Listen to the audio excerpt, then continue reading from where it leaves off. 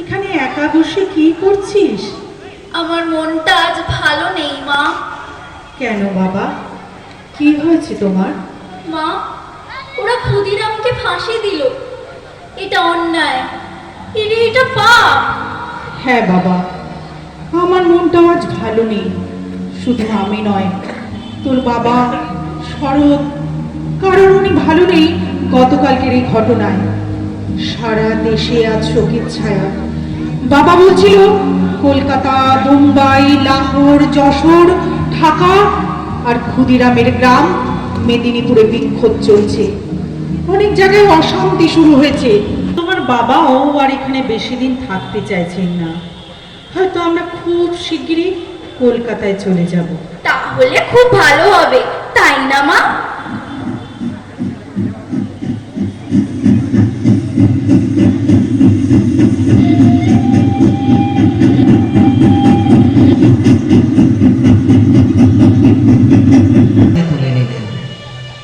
আর সেই সময় থেকেই ভারতের রাজধানী হিসেবে কাজ করেছে কলকাতা। বিংশ শতাব্দীর গোড়ায় এসে সরকার অনুভব করল ভারত সরকারকে। তাছাড়া বাংলায় বিপ্লবীদের ঘাঁটি ক্রমশ শক্তিশালী হচ্ছে। ফলে ভারতের মধ্যভাগের কোনো অঞ্চলকে নতুন রাজধানী হিসেবে বেছে নিতে হবে। এর মধ্যে উৎকৃষ্টতম স্থান কলকাতার মোহনবাগান দল ফুটবল মাঠে ধরাশায়ী করতে লাগলো একের পর এক বিদেশি দলকে।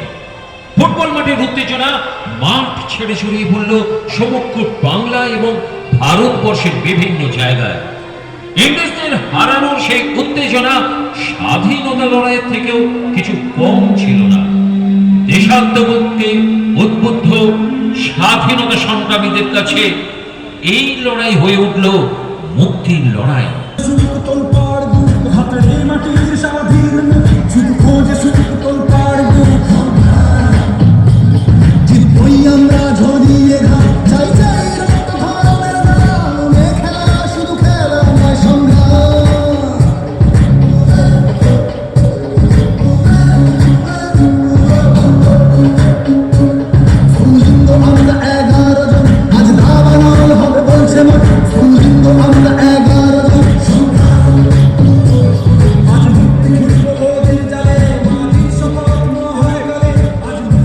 মোহনবাগান পৌঁছে গেল ফাইনালে।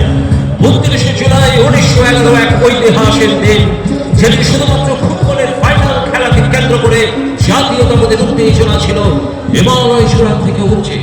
অতি দ্রুত রাজধানী স্থানান্তরিত করতে ব্যবস্থা গ্রহণ করলো। 1913 সালে ভারতের রাজধানী হলো দিল্লি।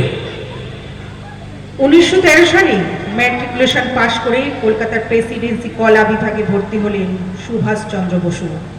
শুরু হলো তার জীবনের নতুন এক অধ্যায়। কতদিনে সম্পূর্ণভাবে যুক্ত হয়ে পড়েছেন স্বদেশী আন্দোলনে। গোপনে যোগাযোগ চলছে বিপ্লবী নেতাদের সঙ্গে, ছাত্র সুভাষিনী। আমরা ইতিমধ্যে অধ্যাপক ওটেনের ক্লাস বয়কট করেছি। মুষ্টিমেয় কিছু ইউরোপিয়ান ছাত্রদের নিয়ে ও ক্লাস করছে, কিন্তু ও বুঝতে পারছে এইভাবে ক্লাস চালিয়ে যাওয়া ওর পক্ষে আর বেশি দিন সম্ভব নয়। বাঙালিরা তোমাদের খেদিয়ে দেশ ছাড়া করবে। ভারতবাসীদের ঐক্য তুমি বুঝতে পারছো না সাহেব।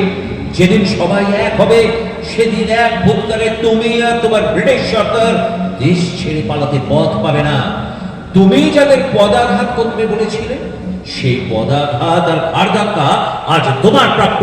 বন্দে মাতরম, বন্দে মাতরম, বন্দে মাতরম, বন্দে মাতরম, বন্দে মাতরম, বন্দে মাতরম।